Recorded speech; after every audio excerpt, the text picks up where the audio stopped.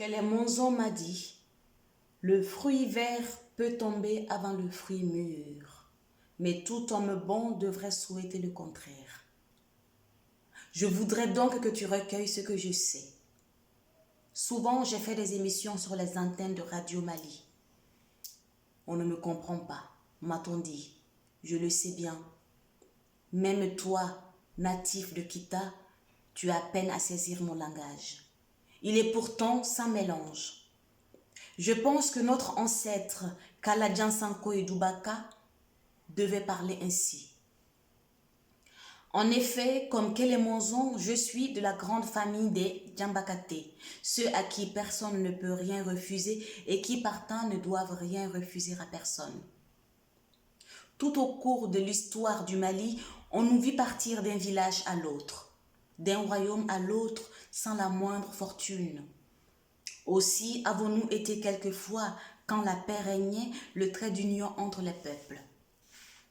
Nous sommes des Nyamakala, c'est-à-dire le manche du maléfice, l'antidote du mal.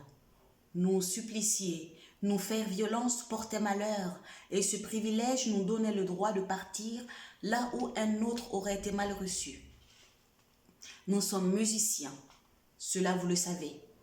Nous tirons encore de la Kora son langage ancestral. Nous sommes conteurs. À travers nos pérégrinations, nous avons recueilli les faits et gestes de tous ceux qui s'élevèrent au rang des héros. Nous sommes généalogistes aussi. Musiciens, conteurs, généalogistes, nous tenions dans le monde d'autrefois la force vitale, force sans laquelle aucune action digne d'éloge n'était possible.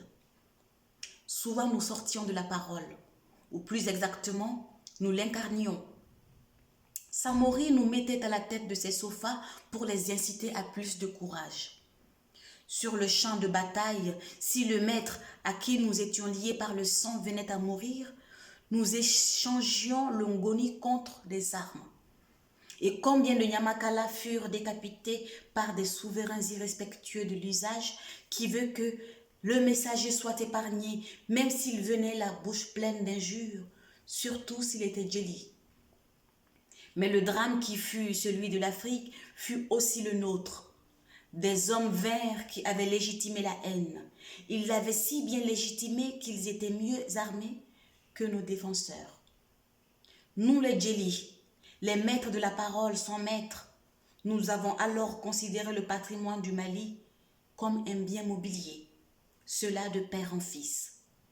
Oui, souvent nous avons joué pour l'occupant des hymnes consacrés à Sundiata, à Samori, à El Hadj Oumar. Je vous prie, ne mettez pas au compte de l'homme le maléfice des faits. Monzon m'a dit, le fruit vert peut tomber avant le fruit mûr. Et si tout fruit est destiné à mûrir, que l'enfant vienne auprès du vieillard s'abreuver aux sources vives de notre passé et revaloriser tant de génies bafoués ou méconnus.